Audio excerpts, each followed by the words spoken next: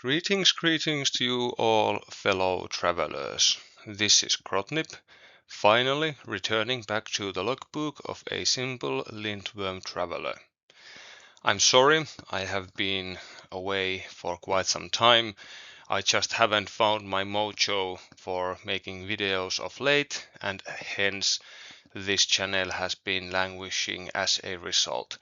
But I'm doing my best to get back to on top of things, and this video is my first attempt at regaining something of what was lost.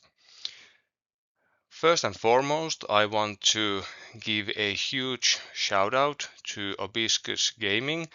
He's been really pumping my tires on his own videos as it comes to my so-called expertise on the Northern Tribes, and I really appreciate that.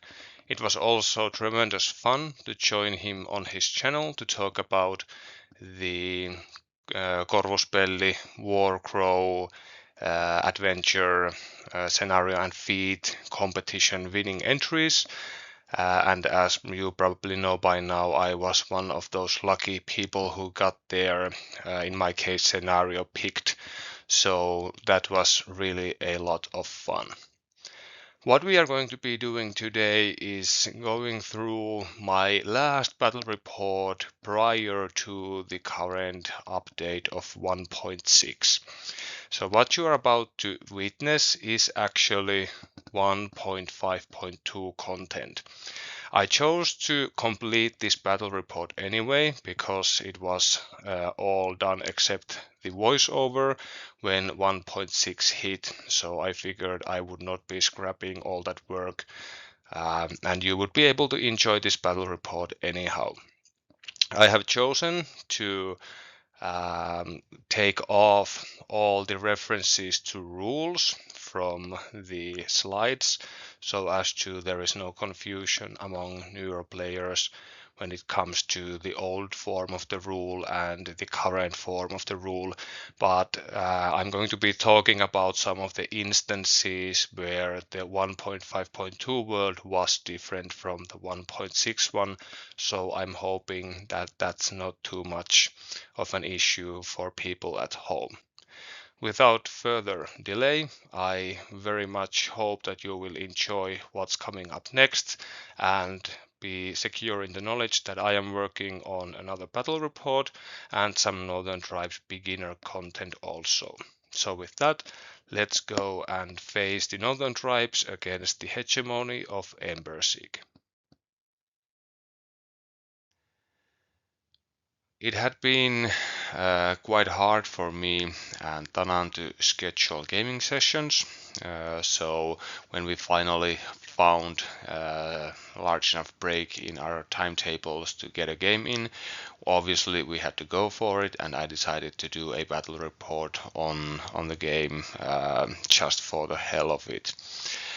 Tanan's scions were in a delicate phase of painting when we were about to play this game, so he requested the chance to play my Hegemony of Embersig instead.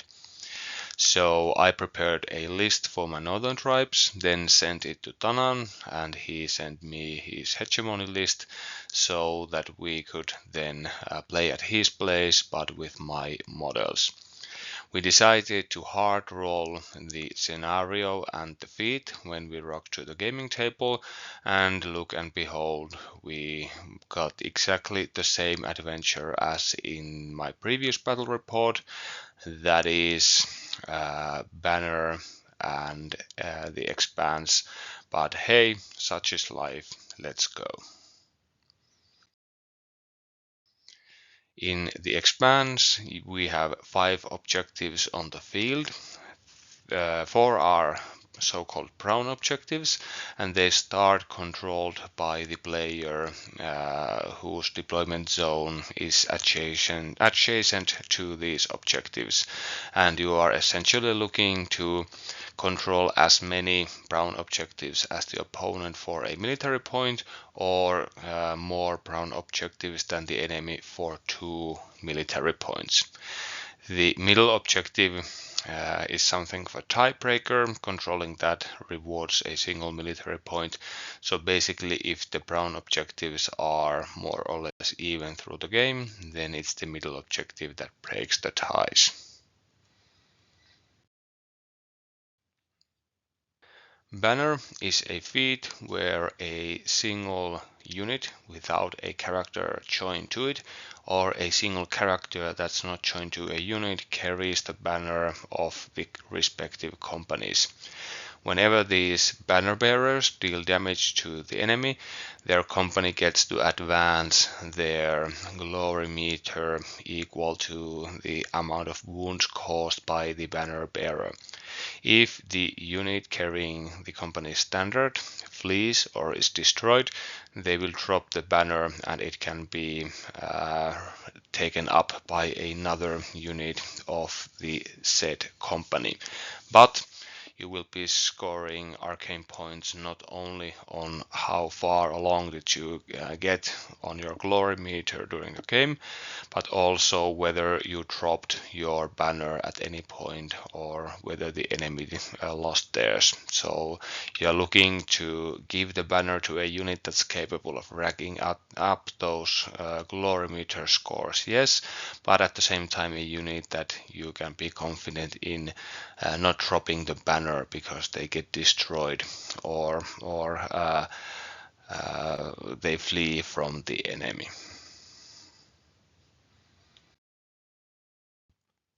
I have to admit that when I was preparing for this game, I wasn't really feeling the company construction part of playing the Northern Tribes, and I was already eagerly awaiting for the 1.6 and the profile updates, and boy did those deliver. But I have an entire video on that. Let's focus on what I chose to run for my last game of 1.5.2.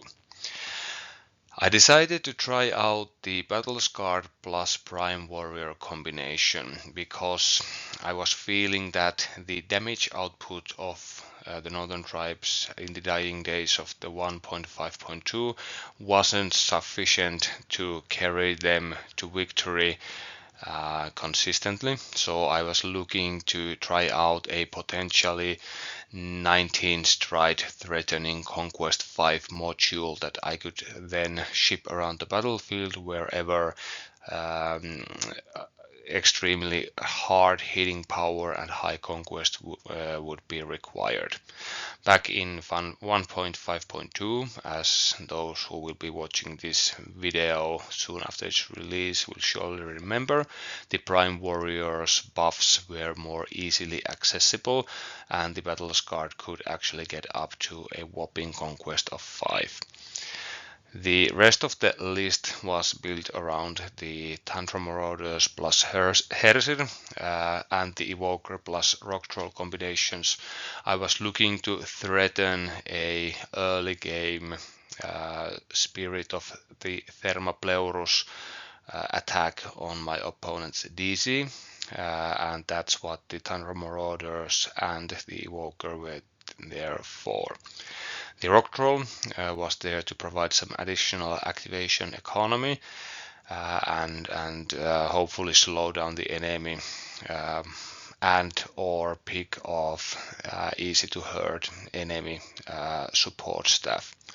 The few points that I had remaining, I chose to invest in the Orc Hunters and the Wise Mane, and this is the Super Wise Mane that's no more after the necessary but strict changes that the Wise Mane went through in 1.6. Lastly, I decided to bring the Dark Master. I made them the company leader so that if we threw down and ended up playing Decapitation, I would be protecting them on my deployment zone throughout the game, and if not, he could act as a assassin and more likely a scenario play element, while also bringing sharp perception to my list. Tanan asked to play the hegemony list that I brought along for the last battle report, but he made one small change by switching the engineer for Ansera Neumann. I actually agree that this is the better combination. While I do like the engineer's rerolls more than the single yellow dice that Ansara brings to the war rigs attacks, the +1 morale on a unit that's immune to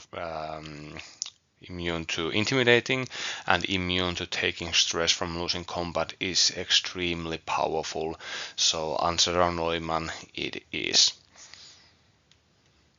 As those who watched the previous battle report know, this list also incorporates two different extra activation providing characters in the Strategos and the Aid. There's also a hard-hitting offensive element in the Mounted Headman and the Black Angels, and the list is rounded out by some ranged firepower. In this case, Black Legion Arquebusiers and Lady Telia fighting on their own each, because Lady Telia is going to be carrying the banner for the hegemony, so she cannot actually join the unit. This is the table Tanan had set up for us. He commented that he decided to make somewhat symmetric a table, so the person choosing the edge to deploy on did not have a major advantage on their side. I'm actually starting to feel that I really do appreciate asymmetric tables for Warcrow. The person who wins the initiative roll gets to pick who goes first on the first round, and they also get to see where their opponent deploys their first unit. So I think the only advantage that the losing side has is the deployment zone choice, so I feel that that should be something that matters. As you can see, there are 5 objectives total on the field. There are 2 brown objectives close to the camera on the south side that begin the game controlled by the northern tribes, and there are 2 hegemony banners at the top there. And then the middle objective is the one that starts under the control of neither company. There are 2 quite large pools of shallow water that are rugged terrain, and there are also 2 dense forests that block line of sight and provide cover blue, but are also rugged for golem and cavalry units. As you can see, the footprints of these area terrain pieces are rather substantial, and I would go as far as to say that they are a bit large for games of Warcrow, and as you are about to see, they do limit the maneuverability around this battlefield quite a lot. In addition to these larger pieces of terrain, we have some walls that provide cover blue.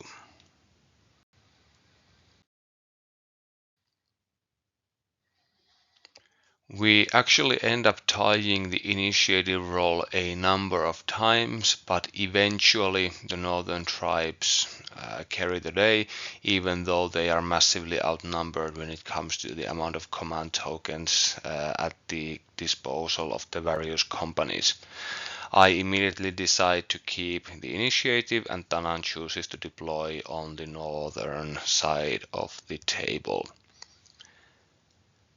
He has to go first, and he later says that he was extremely worried about me, Spirit of the Thermopleurus, bombing his deployment zone, so he was looking to refuse a flank and pack as many units in the center as possible in order to stop me from executing that plan. To this effect, the Black Legion Bucklermen come pretty close to the center of the table as the first unit to be placed by the Hegemony forces, while I place my Battle's Guard close to the middle as well, thinking that they can then advance on the middle objective and potentially continue with a deep strike towards the enemy rear, or they can counterattack anything coming to try and claim my objectives. We both then trade character placements. The Strategos goes into the Bucklerman and I put my Prime Warrior in the Battle's Guard. The next unit to go down for the Hegemony is a piece of support staff that can be deployed rather flexibly, and as such aid comes into play near the Bucklerman. This means that I have to place something more substantial since I don't have such easy drops available, so I end up deciding to put the rock troll close to the center as well, ready to move wherever needed. The rock troll would eventually end up being my banner bearer, so I wanted to make sure that I could get the rock elemental stuck in when necessary. The arquebusiers take control of the left flank, ready to riddle any of my scout units with bullets should I choose to come close. I then decide to place my orc hunters, soon to be with Wisemane, on my left flank in order to protect it against any unwanted advances by the Hegemony. The Black Angels come into the game next, nestled between all the various Hegemony units, a little bit off to the left from the center. I put my Wisemane down, and Danan counters by placing his mounted headman so low in the middle of his formation. Danan was figuring that he wanted to project higher willpower around his units, and he didn't want to have a situation where I can scare off the Black Angels and the mounted headman in the same go, so this was a compromise between safety and effectiveness. While this isn't optimal for the Dark Angels, as Danan also pointed out, it's still not terrible. The Black Angels are a decent unit in and of themselves also. I run out of meaningful deployments first, so now I have to commit my Evoker into a flank if I want to use the Spirit of Thermopleurus intimidating bomb tactic, so I place her close to my left flank. This means that Danan has succeeded in stopping me from spirit rushing his defenses, and now he places the Warwick and Ansara Neumann to counter my left flank, and Lady Telia, the Hegemony's banner bearer, comes down next, ready to double shoot stuff in order to get the glory meter going.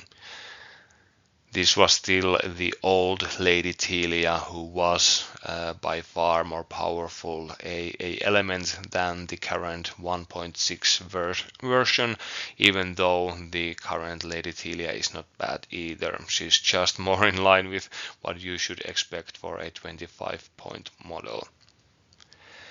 I end up scouting my Tundra Marauders and the attached Hersir on the right flank, seeing as it was the weaker one, and I figure that I can outduel whatever unit Danan chooses to send that way, and hopefully pressuring the right hand objective will turn out to be a good idea for me.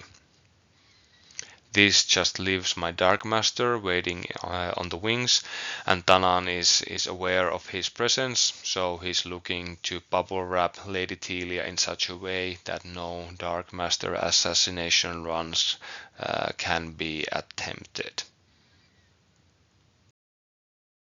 And with that, it's time to get the game going.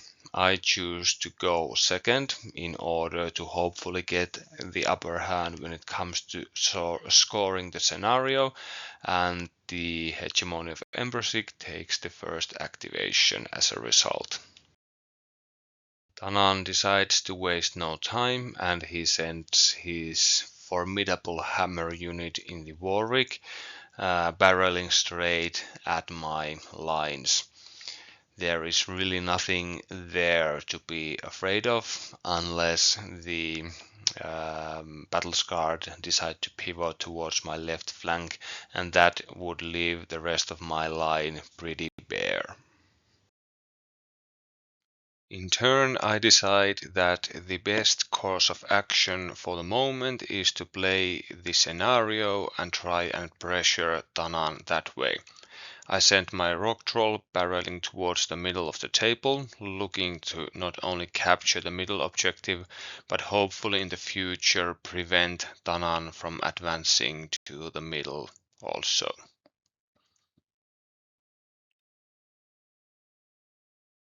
On Tanan's second activation, he sends the Warwick right to my left-hand objective, and I have to respect someone being so aggressive as to get a unit from their DC to effectively my DC on the starting player's second activation. The 8 triggers mental communication to allow another of the hegemony units to also activate, and Tanan chooses to pivot the Black Angels towards the right hand flank in order to counter my Marauders threatening the objective there. Tanan is able to move the cavalry into such a position that they are able to charge my phalanx, but the marauders can't place to engage them so as to get their double attacks off.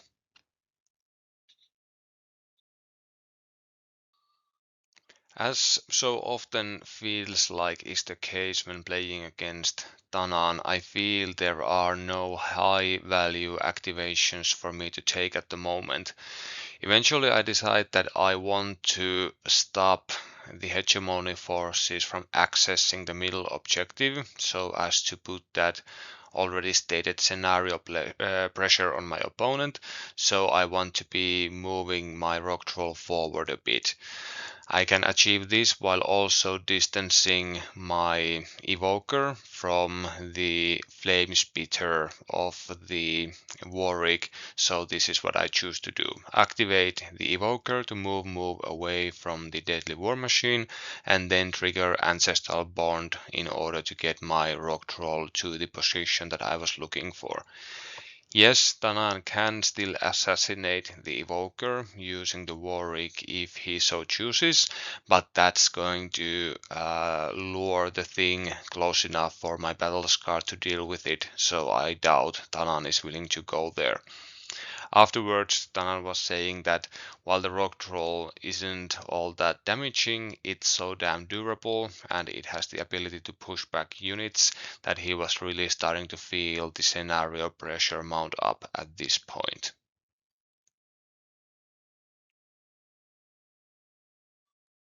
As you can see from the thumbnail of this video and this battle report, the clash between the Black Angels and the Tantra Marauders is up next.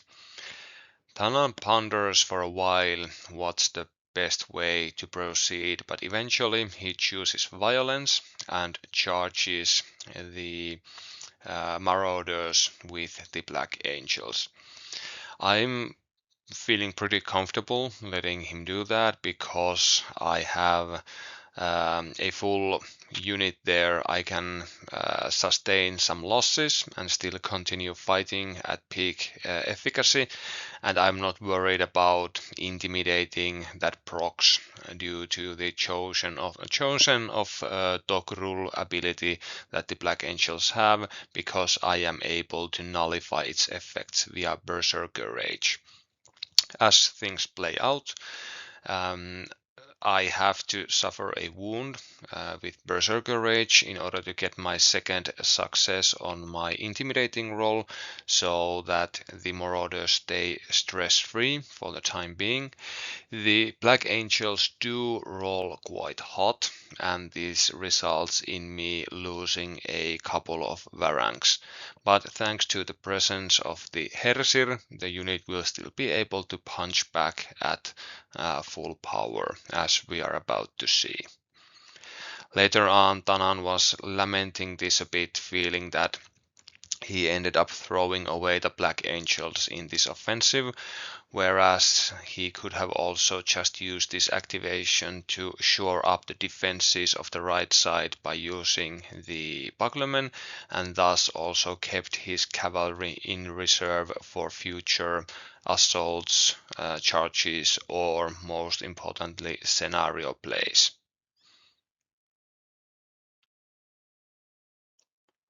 Despite the casualties sustained, the Tundra Marauders now have the Black Angels where they want them. The Angels have already activated twice, so they are one stress away from being stress locked. So this is going to be pretty easy for the Marauders. They use the Snow Leopard Tattoo to place inside the forest, closing in on Danan's right hand objective, and then they double attack to cut down one of the Angels while putting the other one full or actually on excess stress. The hegemonic cavalryman does not break, but that's neither here nor there. I can finish him off at my leisure at a later time.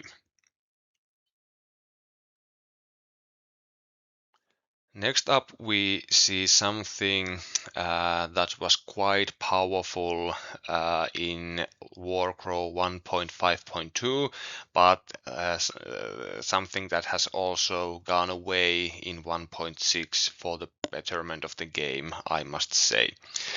Tanan chooses to pull the trigger on my left-hand flank and finally charges in the Warwick.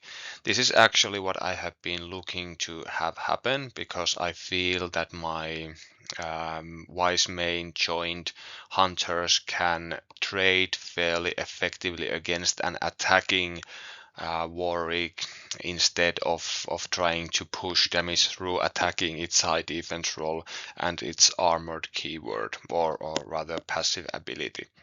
The Warwick does lay quite a beating on the Orc Hunters, which is worsened from their point of view by the fact that I'm going to switch all my blocks into damage against the Warwick. During 1.5.2 it was still possible to trigger certain command skills several times over.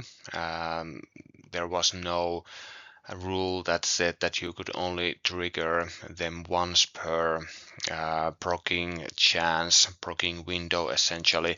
So that's what I choose to do here. I spend 2 of my command tokens in order to fix my green die into a double success, and then I stress for a red dice and fix that for double success as well. Or rather, the green dice is double block, but then I turn them into successes. This means that the Wise Mane by himself is leading the hunters into a effectively 5 automatic return successes against the Warwick, and the hunters actually managed to produce the 6th with their 2 black dice.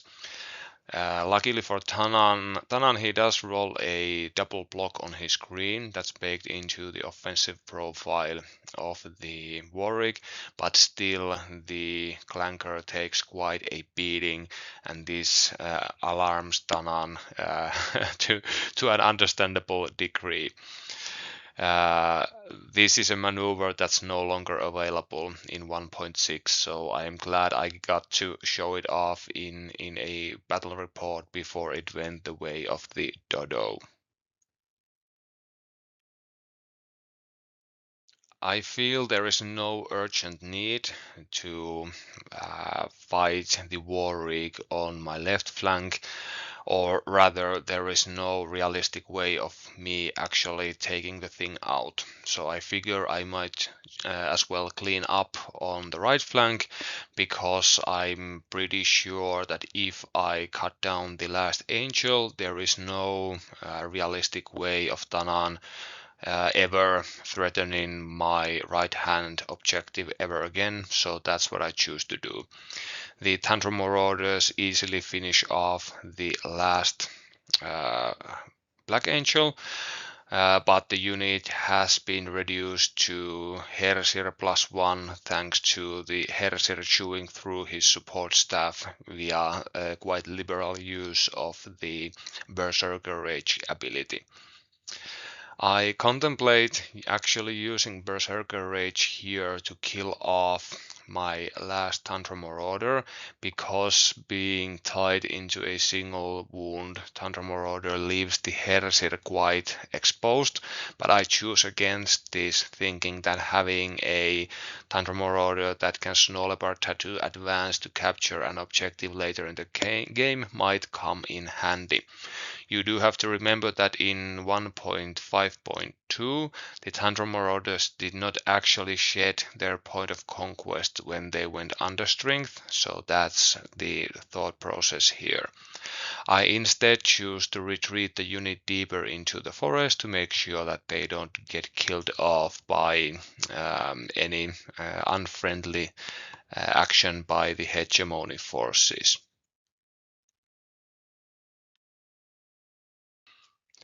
For his last activation of the round, Danan sends his Bucklermen and the attached Strategos to secure the right-hand hegemony objective. Danan laments the fact that his elite cavalry lies dead on the field, but at the same time the Tundra Marauders have been decimated by that fight, and while I would have been more than willing to engage the Bucklermen with a full unit or near full unit of Tundra Marauders, what I have left is not going to be sufficient to challenge the Bucklermen, so it would seem that we have essentially denied each other the right hand flank. Despite having the last activation of the round, I once again feel like there is no high value action for me to perform here. I don't necessarily want to advance my battle scarred, because moving them now would deny them the chance to trigger No One Gets Left Behind later on, so instead I choose to move my Hersir. I detach him from the last surviving Tundra Marauder, and I bring him close to the edge of the forest towards the middle objective, thinking that this way Lady Telia will not be able to gun him down. Remember that in 1.5.2 Lady Telia's headshot was all about shooting characters inside units, not shooting characters without loss required, so this was a sufficient maneuver to safeguard my Hersir. The Varang chieftain hits like a ton of bricks, especially for his point cost, so I was thinking that he could also deny access to the middle objective in conjunction with my rock troll. Unfortunately, the fact that the Hersir has now left the wounded Tundra Marauder means that the Tundra Marauder is overboard when it comes to the amount of stress on the unit, and back in 1.5.2 the Tundra Marauders only had a single orange die for their willpower, and thus, as luck would have it, the surviving lone Marauder breaks and flees towards my deployment zone. Danan comments that this is an interaction that can only happen in Warcrow, a warrior feeling sufficiently bold enough to continue fighting, but once the upper management leaves the room, they immediately head for the back line. But hey, that's something that can happen at times, I suppose. At the end of round 1, the situation is quite tense. the northern tribes have secured the middle objective, and as the brown objectives are tied 2-2, this means that the northerners will be taking a 2-1 military point lead going forward. The hegemony forces are, however, able to make good use of no one gets left behind moves in order to build quite a bunker for Lady Telia. The exceedingly large rough terrain piece between her and the middle of the board effectively opens up a shooting gallery for her to take pot shots against my troops, and the arquebusiers position carefully in order to shield her from a ambushing charge by the Dark Master. My left hand flank is collapsing under the attack of the Warwick, but I move my battle scarred in such a way to be able to counter-attack soon enough. I unfortunately make a crucial mistake here, and I throw them forward a bit haphazardly, looking to get some movement up the board as well as towards the Warwick, and I don't consider take careful enough consideration about how the objective might affect my chances of charging the Warwick going forward.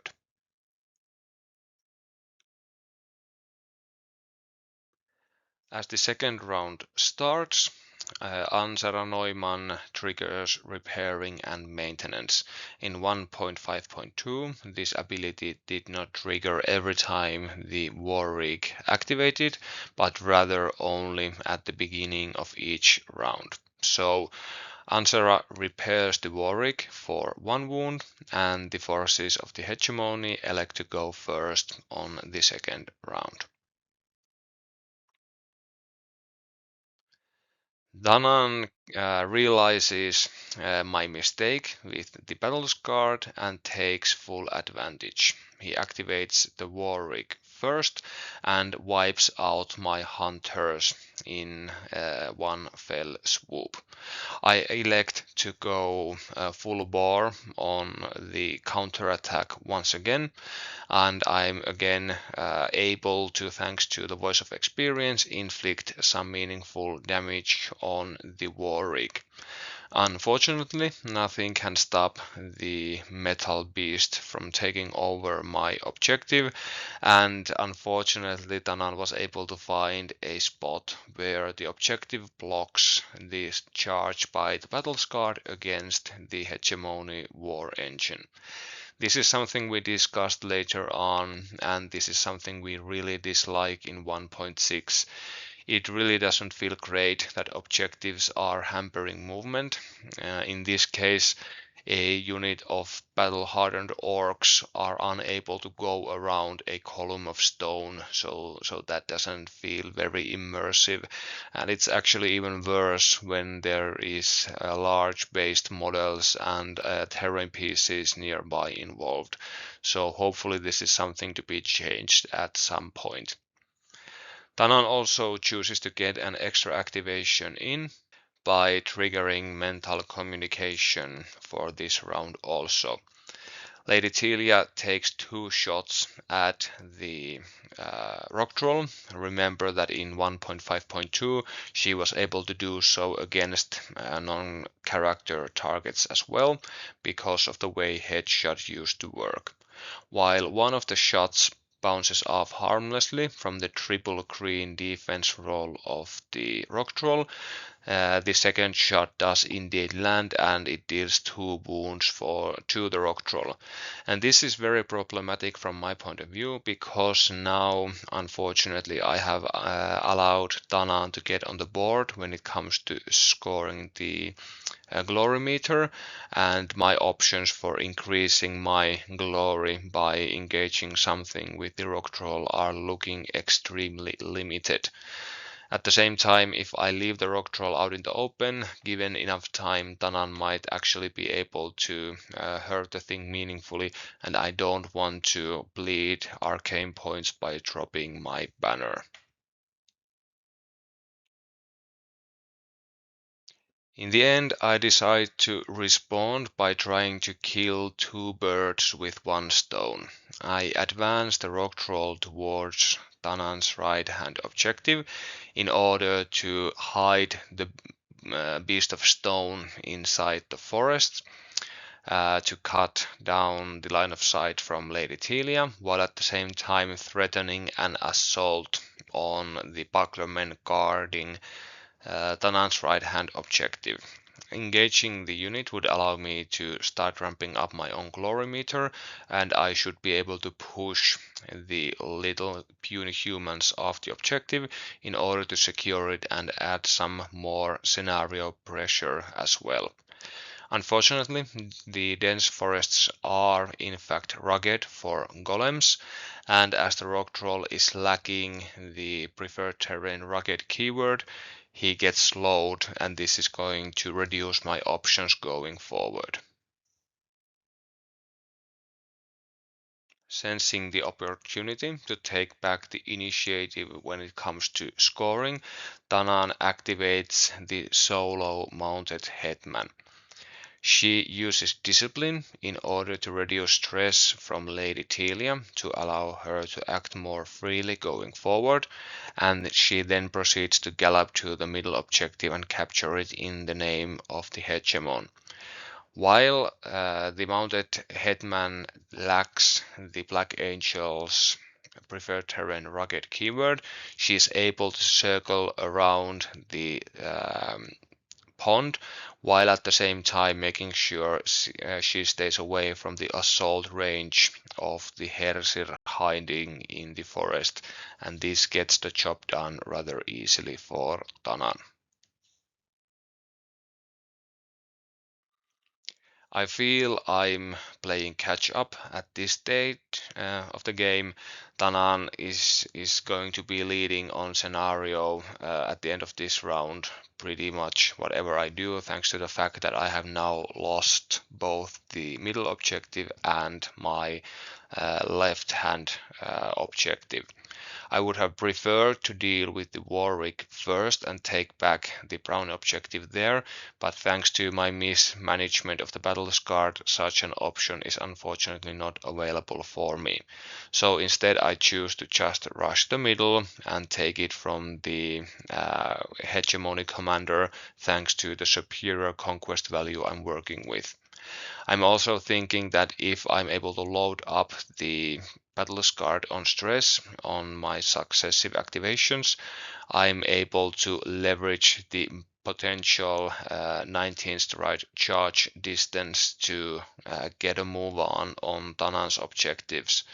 Unfortunately, that huge pond is really restricting what the battle scarred can do, and I don't want to park the unit within range for Lady Telia to snipe the Prime Warrior out of the unit either.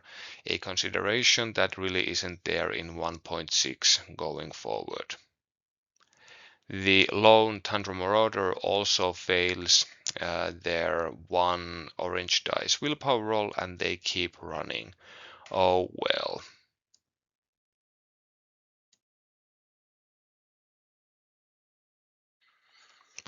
Tanan makes a very smart and calculated play, in my opinion, by realizing that okay, the rock troll is the thing that can affect the ownership of the right hand objective at the moment, and the battle scarred are left in the middle of the things, unable to really affect the game state quickly either. So what Tanan does is that he activates his bucklermen, he shuffles them back far enough to still maintain control over his right hand objective, but at the same time denying the rock troll the ability to assault them thanks to the effects of slowed. The Strategos then uses tactical scheme to cut down the amount of turns we are going to be playing by one, which means that the end of the round is that much closer and I will be running out of time to recapture my objective.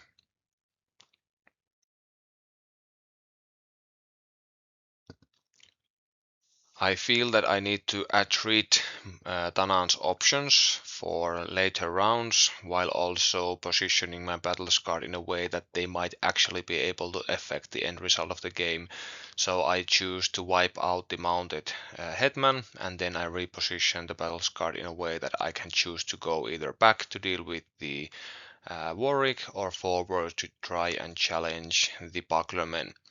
For the latter case, unfortunately, I am unable to get close enough to get a charge off even at full stress, while I still have to be mindful of Lady Telia and her snipe inside the unit option, which would leave my battles card essentially flapping in the wind, stranded from anything important should I lose the Prime Warrior.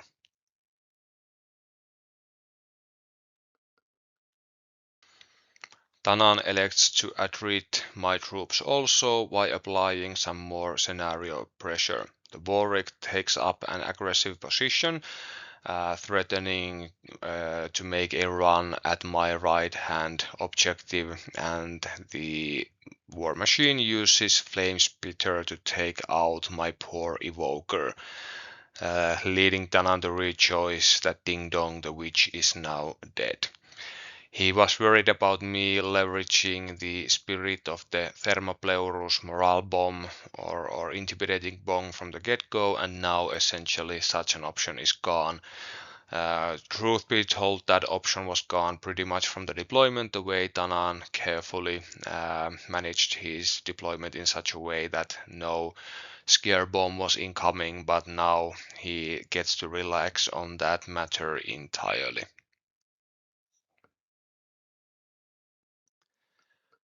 I decide that I have to bite the bullet. I have to take care of that Warwick, or there will be no future for this game, in in my favor at least. So I take the hard and very wasteful feeling decision to rush my elite unit backwards.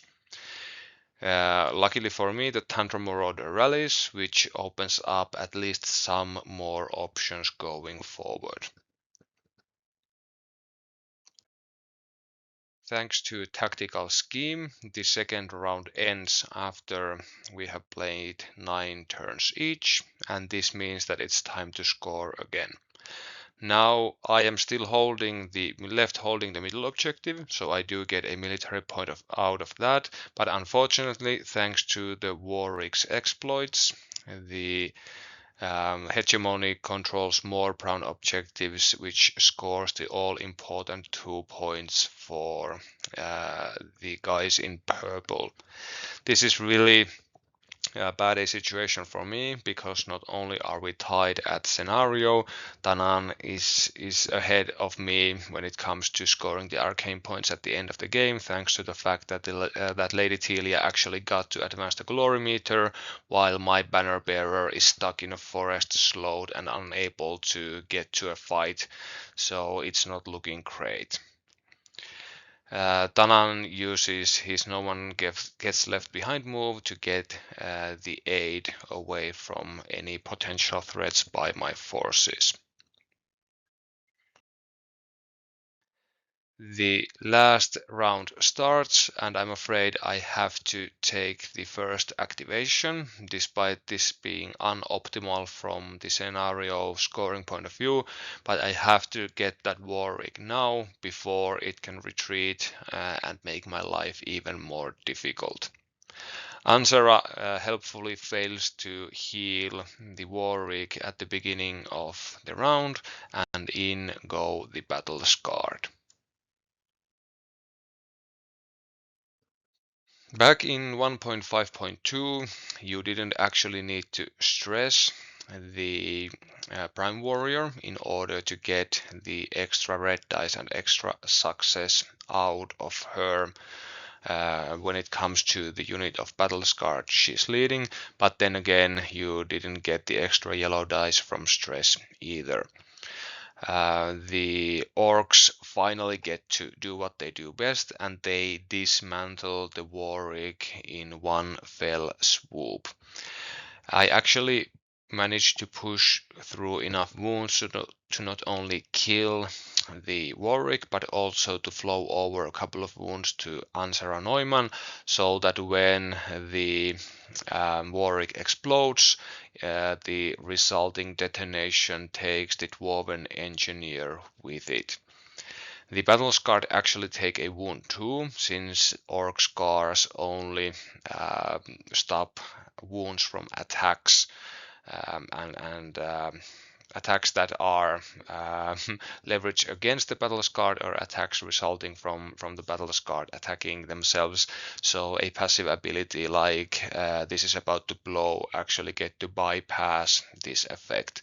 But who cares? The battle scarred aren't going to be affecting the end result of this game much going forward anyway. All that I can really do is to use the destroyed unit extra movement to reposition at the edge of the objective so as to capture it and have a theoretical chance of dashing forward, even though such hopes are becoming rather vain at this point. Tanan sings the praises of the fast, dispelling spell blocking capable and extra activation granting aid, who dashes to the middle objective around the pond and captures it for the glory of Hegemony. I choose to try and make a last-ditch effort in order to wrestle control of the game back into my hands, so I finally drop in the Dark Master. I'm feeling that my options are exceedingly limited here. I would love to keep the Dark Master in reserve in order to try and find a spot from where I could deploy and charge Lady Telia at a later time. But Tanan has carefully played in such a way that such a approach is going to be impossible. So in the end I decide that if I can somehow get rid of the bucklermen, I could still capture the objective, maybe somehow hold it and thus wrestle back control of the game. But Tanan cleverly allows me to push the bucklermen off the objective so that they don't go full on stress, and this means that there is no real way for me to demoralize them going forward. Oh well, can't blame an orc for trying. Tanan continues to play the 8. The knife ear dashes towards my right hand objective in order to leverage scenario pressure against me once more. The one wound Tantra Marauder gets to have his moment in the sun. I advance and place so that I can recapture the middle, while at the same time being in a position from which I will be able to get to my right hand objective, while not being close enough to the aid to get magical sworded by the elven spellcaster. Here, having that one conquest that would not be the case in 1.6 makes all the difference, because the aid won't be able to hold any objectives against my lone Varank.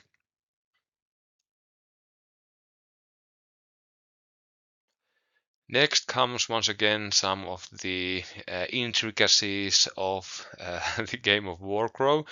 The aide wanting to preserve his options when it comes to which objective to go for rests. This allows the Elven Mage to shed stress while at the same time advancing conservatively on the Tantra Marauder in order to threaten the surviving skirmisher with the magical blade. Two can play this game, however. Now it's time for the Varank to take a breather, just to shed stress and get that extra activation without being stressed at the end of it, and move a tiny bit away from the aid so as to stop any magical attacks coming my way. These counterplay interactions, Tanan comments, are one of the best things that he loves when playing Warcrow. Tanan uses his second to last activation to capture my right hand objective, forcing me to react to this play, which will leave me with not enough resources to do everything that I want to get done. I decide to do the little counter that I can. I advance my Tantrum Marauder, then use No Leopard Tattoo to get into the capture circle so that I can recapture my objective. I attack the 8 for good measure, but obviously a lone Tantrum Marauder isn't going to be sufficient to take the elf down, and even had I destroyed the 8, it would not have made any material difference on the end result of the game. Tanan is left free to activate the Bucklermen, who now simply need to march on the Tanan's objective and retake it, and that means that the game is going to end in a hegemony victory.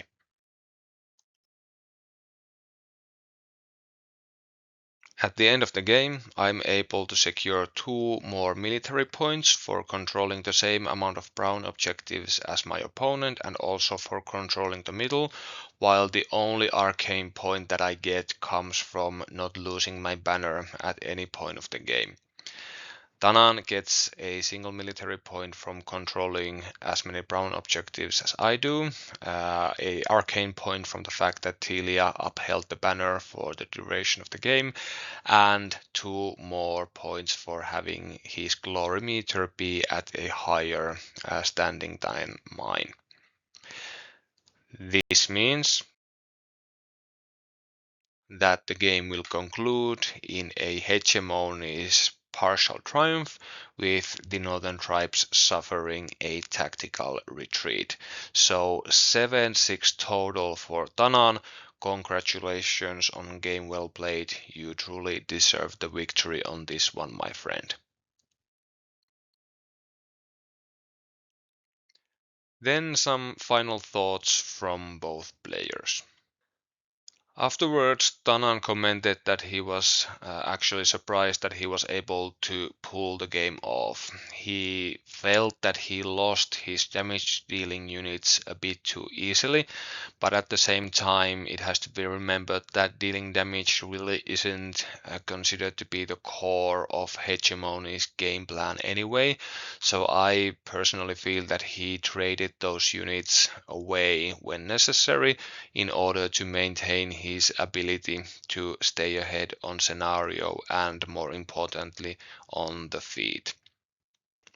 Tanan commented that the only unit of his that didn't actually pull its weight turned out to be the arquebusiers, but then again, they were very pivotal in ensuring the security of Lady Telia, so I don't necessarily think that that was a poor performance by them anyhow.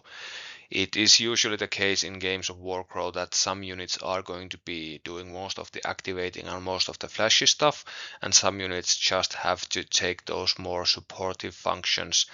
And who does what obviously changes from game to game and from situation to situation.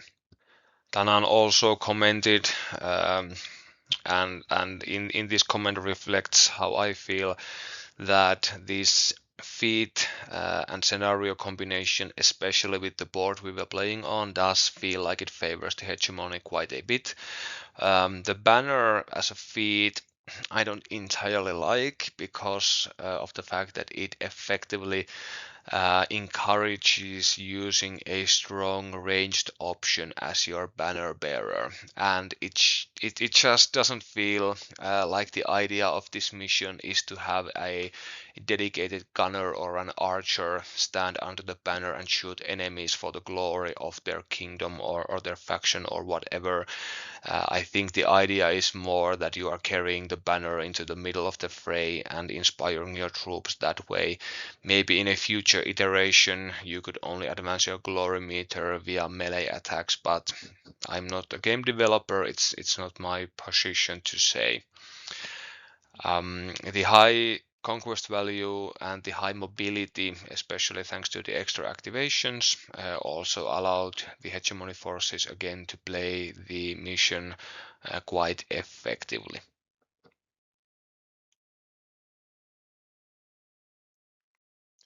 For my final thoughts, if this isn't the situation where my own dogs beat me, then I don't know what is. I got defeated by essentially my own list and by my own models here. I do feel that the things that I was trying to do here got quite effectively countered by what Tanan was able to do. The 1.5.2 Lady Telia was an absolute monster of a model, and I for one will sleep my nights way more more easily knowing that I don't have to face that iteration of Lady Telia ever again. Being able to double shoot anything and being able to pick off characters from the middle of the unit made her extremely dangerous, especially in a banner feed situation where she can easily rack up the glory meter while at the same time staying safe and dealing potentially quite meaningful damage to the enemy force. I was hoping that I would be able to use my high contest, high charge range battle scar in order to be aggressive and capture one of my opponent's objectives, but unfortunately the excellent play by the Warwick in combination with the mistake I made and the terrain layout of the table made this impossible. I feel that in this game, all in all, I did a bunch of small things wrong, and it was essentially a death by 1,000 cuts. The missed charge on the battle scar against the Warwick was essentially game defining. Maybe I could have played the Tundra Marauders better also. And while the hunters actually did quite well, they performed the task I had designated for them. I was unable to then take advantage of their hard work, which left me behind at the important moments. But all in all, I think it's important to acknowledge the fact that I was the second best player today. Tanan beat me fairly and squarely, and there is nothing to it. Thanks for the game, and thanks for sticking with me. Be prepared for some Warcrow 1.6 content coming up next. Have a great day, fellow travelers. Hope to see you again soon.